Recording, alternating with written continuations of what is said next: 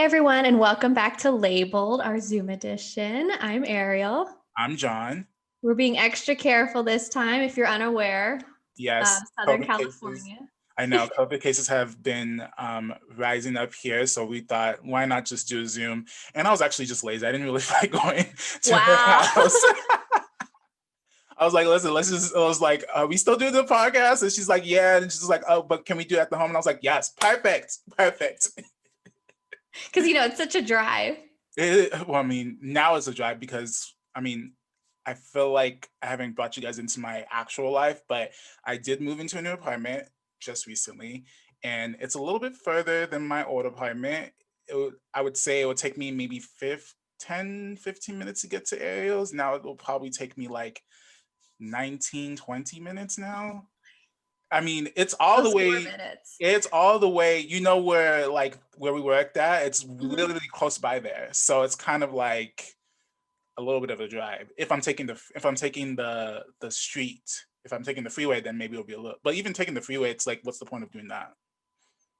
So, anyways, but yeah, we have a special show for you guys. We're super excited to kind of talk about this. We actually, surprisingly, we haven't talked about this topic when we first started, which should have been the first thing we talked about, because that's why we wanted to start this podcast, was just to talk about stuff like this, and yet we haven't done it. Yeah, we have not talked about it. So we're actually going to be talking about trademarking and what does that look like. I don't have experience in that. I know Ariel does, because she hired a lawyer. She has this team that covers that, and she just got approved recently for her trademarking for her business. So she's going to be able to kind of discuss fully, and I'm going to definitely be asking questions that you guys will probably want to ask. So let's start off with the basics. So tell me, how did what is trademarking? How did you get started on that, and what goes into it?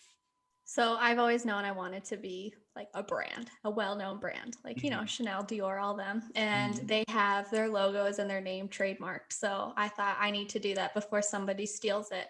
Now, I'm not saying I'm cocky and I'm thinking people are going to steal my stuff, but what if? It's always in your mind. Right. So I spent a lot of time during quarantine, and I think a year earlier than that, actually I've spent 2 years doing this, working on my logo and trying to design how I want it to look. And you can always hire someone to do this too. You don't have to do it. I just wanted to. Yeah, I did my logo. I remember. So there you go. I remember I did one with my initials, like AC, and I thought, oh, this is so cool, so unique. No one's done it. I did a little Google search just to see, and I typed in AC logo, and then I found 3 that were very similar. I was like, Dang. So then I kept trying to do it, and finally I landed on one, which is all 3 of my initials. And I looked on Google, did a quick Google search, nothing showed up similar. So I thought, okay, perfect. I'm gonna get this trademarked so no one else can take it. I can show it to the world, and people won't think it's theirs. So why do you have to? So, question. Sorry, not to interrupt, but why do you have to trademark your label? Why is it important to trademark your label? So people don't steal it. Then if you create this brand with this a logo, and then somebody else creates another brand with a logo, and you've already established your brand, but they trademarked that logo before you did, they own it. And then now you're liable to pay them for stealing their logo. Yeah. So if they have the same logo as you, maybe slight difference, but same thing, but you're using the same name, so to speak, then that means you would have to pay them if you're not. Yeah, because you stole their stuff and is selling their logo. If you sell a T-shirt with Chanel on it, you're probably subject to a lawsuit. Oh, that sucks. So it's basically you're saying you started this label, your name, all that stuff. Another company, you've been established for however long, another company could be like, hey, I like this label. This is my name too. Let me take it. But they trademark it. You didn't trademark yours, but it's your actual name. But because you didn't trademark it, they get to sue you or get money off of you because they trademarked their name. Mm-hmm. Wow. I mean, there's a lot of things that go into it. I think there's one where it's like a timestamp of when you used it, so you may be okay. Like if you used it before and you can prove it before they've trademarked, but I don't really know how that works, and I didn't want to find out. Right. So this was easy for me. But I also trademarked my name, and I guess usually you can't do that if it's a real name, but apparently you can. So my name is trademarked, so people can't start a fashion business with my name. That's interesting. Okay. Right. But for your logo, you will have to do a search, and there's I think it's uspto.gov, and that's the government trademark site. But I'll put that in the details of this video too, just so you know. Yes. And I tried going through there and looking to see if anyone had a very similar logo, and it was awful. I hated that website. I don't know what it is with government websites, but they make it so difficult for everyone to understand what the heck they're talking about, and it'll crash. It won't take your file, even though you followed all their guidelines. I was like, screw this. I'm just going to get a lawyer. But so my question with that, so, there are many different brands that have the same, I don't want to say it's the same logo. It's different names, obviously, but like the same fonts, the same style, all that stuff. So so can they still trademark it and be like, you can't use the same font, or is that kind of? No, font doesn't mean anything. Got it. Okay. Yeah, I know. I asked that too, but no.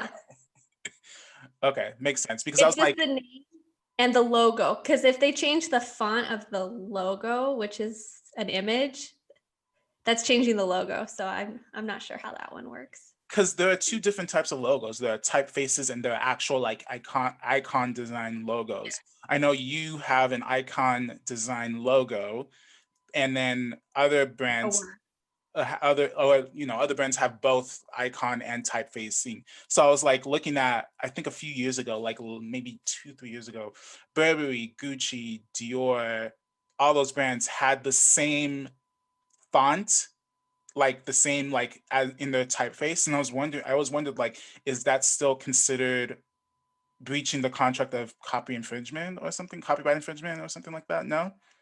Okay. Not that I'm aware of. Because I asked, I was like, oh, does it matter about font? And they said no. So I was like, okay. Oh, well, good to know. So that means, okay, that's perfect. Yeah. But and that was like, should you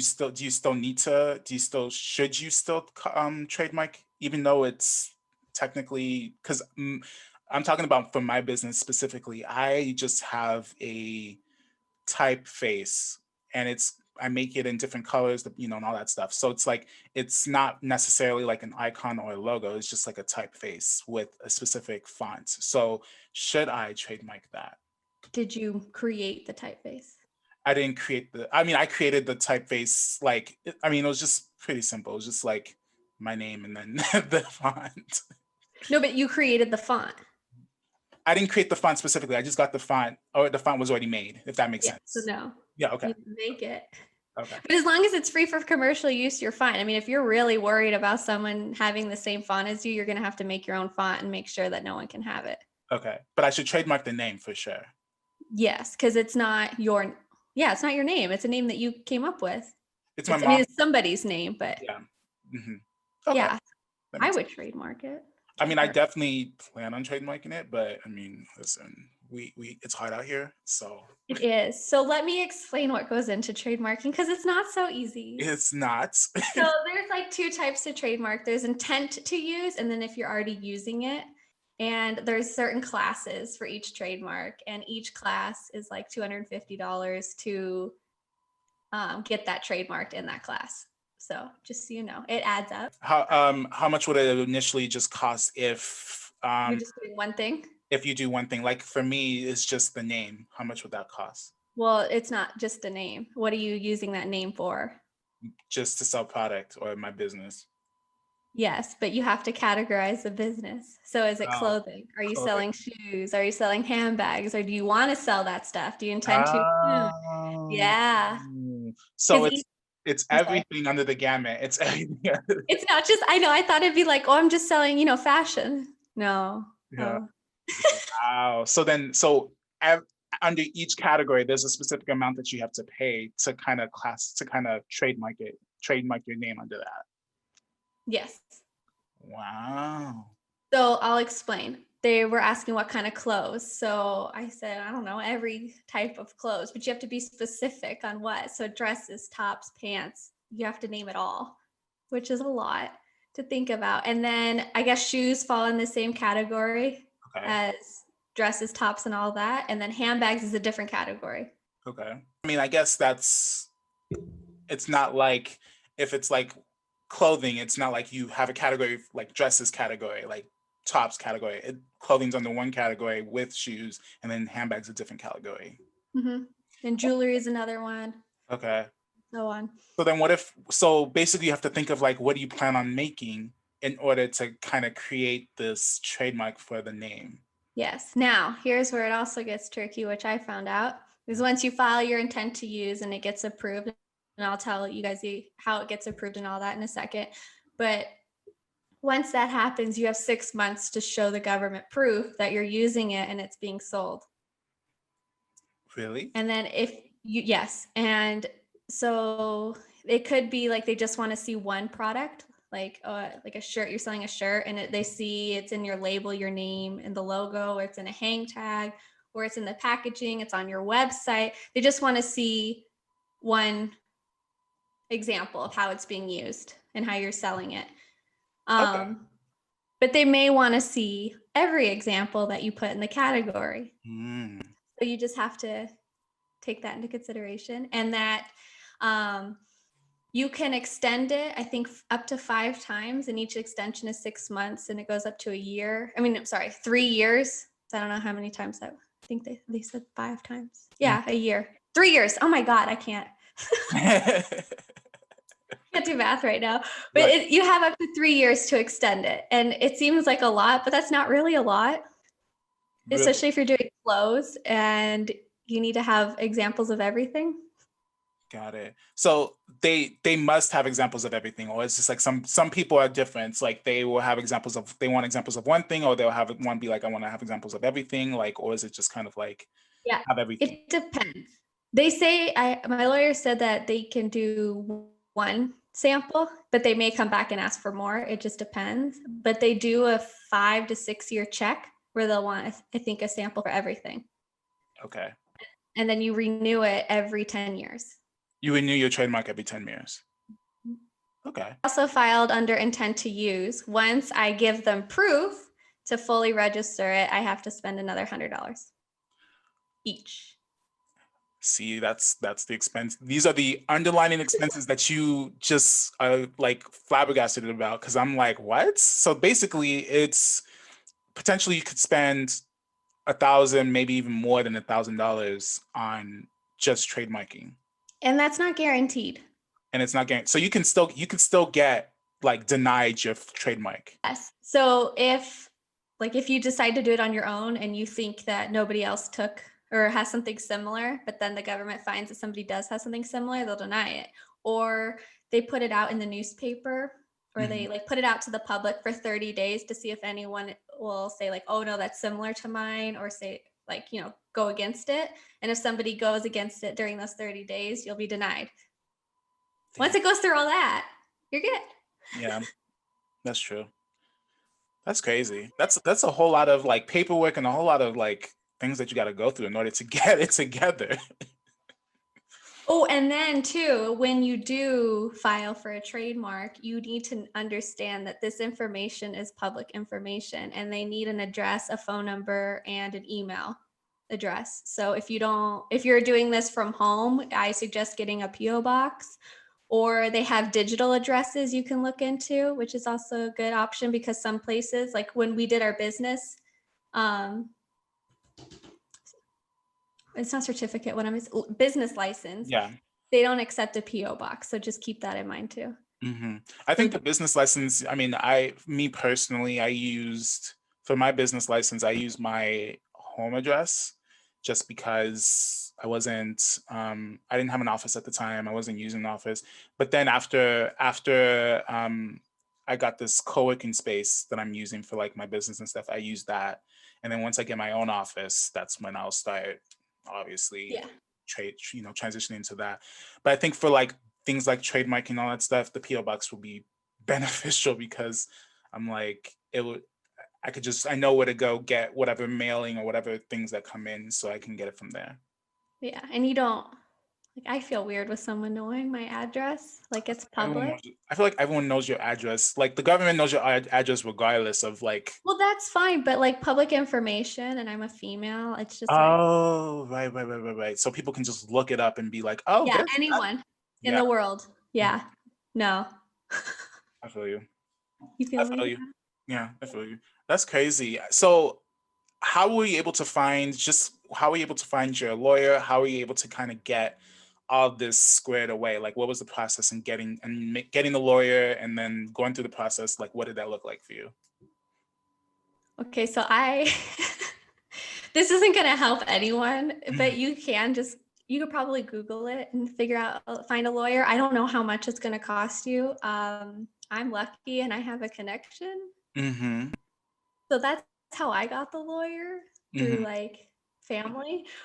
But I'm just, and because I don't know how much it'll cost. Like I got a good deal because I'm family. But Right. But also, I have no you could go even like I know that you can go through like LegalZoom. There's like this website called LegalZoom. I think it's called LegalZoom. You can go through LegalZoom, say you're looking for a trademark lawyer.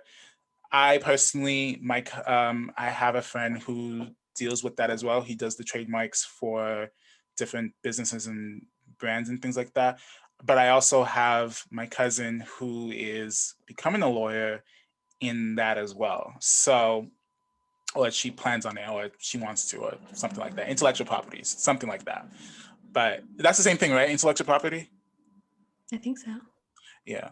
Don't quote us on that. And don't judge us because we don't know.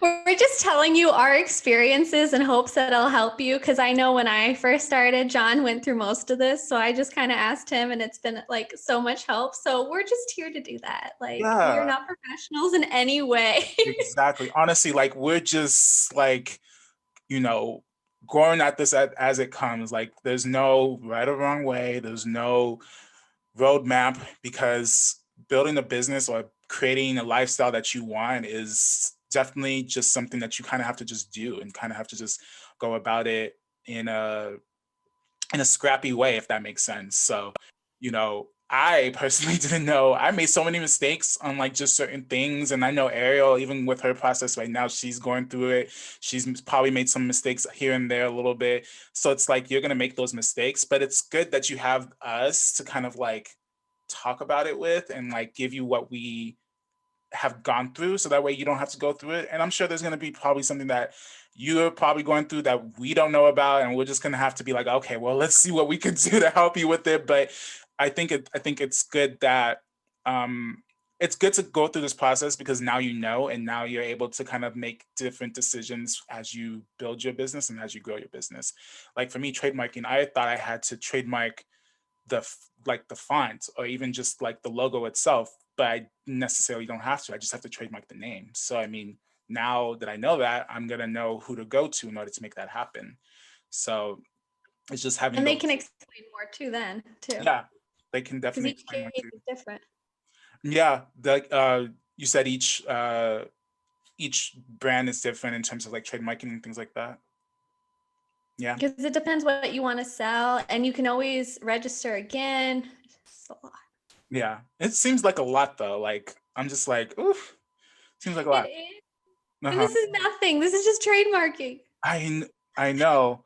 So question, how long did it take you to actually get approved and get your certificate, if that's what you got? I think I started in August or July, and I got approved January 5th. Started in August or July and you got approved January 5th. So literally 7 months, maybe 6, 7 months. Yeah, 6 months. Dang, that's such a long time. You remember Angela? Didn't it take her years? Yeah, okay, that is true. And it did take her years for her to get her trademark. But Angela was doing something like Well, crazy. Like true. Like, you know what I mean? She was trying to save the world and make fashion. That's what she was trying to do. Yeah, I don't know if it took longer because of COVID. I don't know if this is normal. I think they said it takes like 3 to 4 months. Mm-hmm. And then, well, yeah, because in November it went out to be to the public. So I don't think that counted in the 3 to 4 months. So yeah, that seems about right. Dang. Okay. And so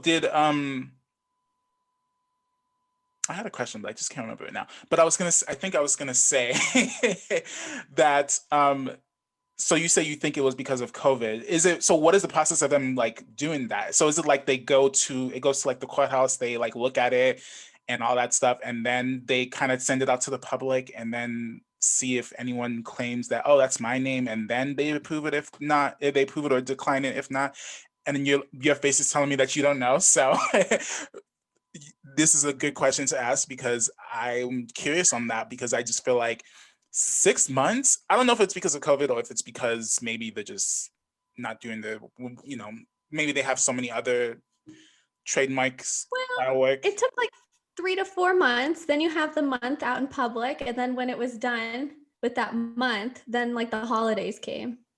Okay. Yeah. So you just filed it in an inconvenient time. I really did. But yeah, that's pretty interesting. I mean, that's something that I feel like we all need to know, because I didn't know that was the case for a lot of these trademarkings, and especially with the cost, like a little bit over 1,000 if you're doing both, or if you're just doing one. Like, that's something that a lot of us have to take into consideration, especially for me. So that's interesting. But yeah, that's all that we have for you today. We just wanted to kind of touch on this a little bit and kind of discuss it, and obviously give you guys information, because we know building a business is definitely hard, especially in fashion, and especially with things that are going on right now. So, you know, we hope that this type of information was helpful for you, and that it allowed you to kind of really think about it before you started, to kind of get those little like, I don't know, like little things in order. Trademarking, we did talk about trademarking. We talked about building the market, understanding who your market is, and all that stuff in prior podcasts. And so we hope this little gem helped you with understanding how to like get started on your business. So hopefully it leads you with more questions answered than being more confused than before. If I wasn't confused. Right. And but I also want to kind of like end this with like a very much like because this is the first podcast of the year. Oh yeah. I'm Happy New Year, excited, everyone. and I wanted to kind of like end it with what are your hopes, or what are your hopes, or what do you expect out of 2021, sorry, because 2020 was really, I mean, I wouldn't say it was like a shit show. I mean, it was pretty, I mean, for me, thinking positively, it was good. It wasn't bad. I had a good head of health. My family's doing good. Um, you know, my friends are doing good. I've made new friends. I've launched my e-commerce site, in the 2020. So I wouldn't say it was like all bad, but in terms of like the world and everything that's going on in the world, like obviously like it was just a crappy year. But just wanted to kind of end it in a more positive. Obviously 2021 seems like we're going through the same old stuff that we went through in 2020.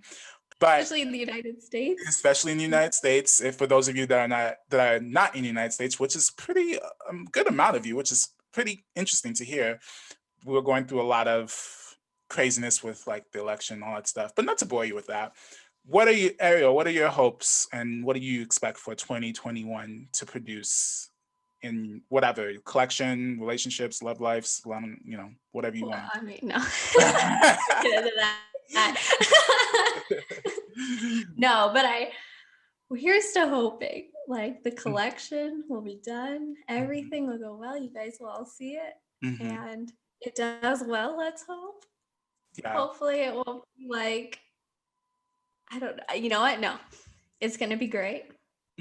I am hoping to have the collection out by March or April. Okay. They're saying that we can start making samples pretty soon here. So, Wow. yay. I know fabric's all in. I hope that, coronavirus goes away and I can get out of the house, because if you're like me and suffer with like anxiety or depression, no, you're not alone. And this sucks. Yeah. So I can't wait to get out of the house. That's Yeah. pretty much my goal. Same here. Same here. Can't wait to get out of the house because honestly, I feel like this entire week I've just been locked in. And it's crazy because COVID hasn't really like affected me, even though I know it's like out there, I just been acting like, oh, it's not. It's like, I'm not gonna get it. And I haven't gotten it, but I know a friend who has gotten it. And it kind of made it a lot more real to me. And that friend just had a baby. So she had it, her husband got it, and her baby got it.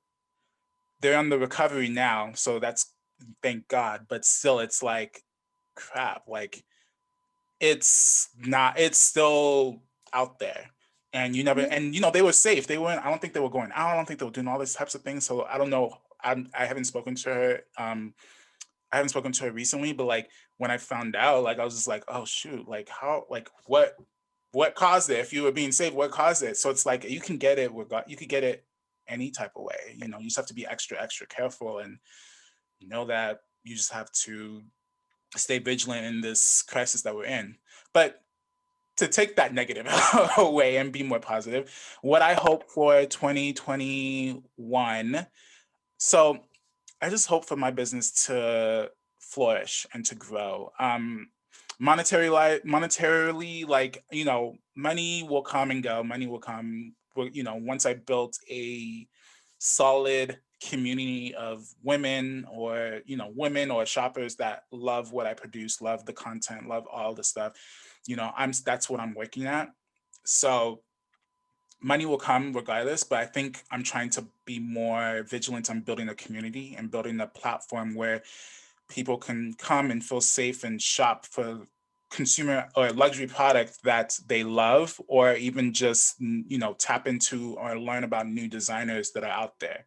So that's kind of what I'm hoping for 2021, just to kind of build that cult following and build that community of just women who like exclusive product, who want to shop, and who just want to patronize a Black-owned business, maybe. I don't know.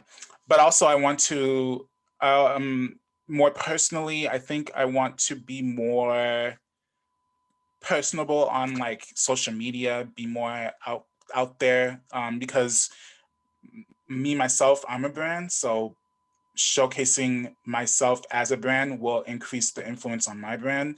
I'm very like behind the scenes. Even during this podcast, I was just kind of like nervous about it because I was like, oh, I'm kind of like low key behind the scenes. I don't know if I really want to talk and be around people like that. But like this podcast and even just going through what's been going on in the world kind of has opened me up a little bit more, and has really allowed me to be more engaging and personable and wanting to post more on social media, and just trying to be authentically me. Obviously, I'm not going to post when there's nothing I have to post. I want to make it more organic, but I also want to be more engaging on social media, really showcase and help people who are in our boats, like that are similar in terms of like starting their own fashion brand or creating a brand in general, and kind of help them with that, or give them the skills or the lessons that we've learned through this process, and just inform them on where they can find all this information. So that's kind of what I'm hoping for. And love, that's there, but but yeah, just being more present in what I'm in my work, as well as being more personable, and branding myself more on social media. That's kind of where I want to be at. Well, damn. You did Right. like a whole list of things. I'm like, hi. Right. No, but these are the things that we could all like kind of like, if that's what you want to pursue, that these are all things that we kind of work on. Because I mean, personal branding on Instagram, it's hard, especially when you feel like you're like a boring person. Because honestly, I feel like I'm a boring person. But like, I think it will help with getting people more engaged with your business and getting people more engaged with who you are as a brand and what your brand stands for and all that stuff. So, and I think the world needs it too. They want to kind of escape from what's going on. But yeah. No, you do. But thank you guys so much for listening. This is our first podcast of 2021. We are super excited. We have so much that we want to talk about in the coming episodes. So please stay tuned, like, comment, subscribe. Thank you guys. I'm John as well. Ariel. Yes, and you can follow me at J Nwankwo. That's JayNwankwo. And then Ariel, where can they find you? Ariel V. Campbell. All right, perfect. Pretty simple. Pretty simple. Thank you guys so much. Have a lovely day. Bye. Bye.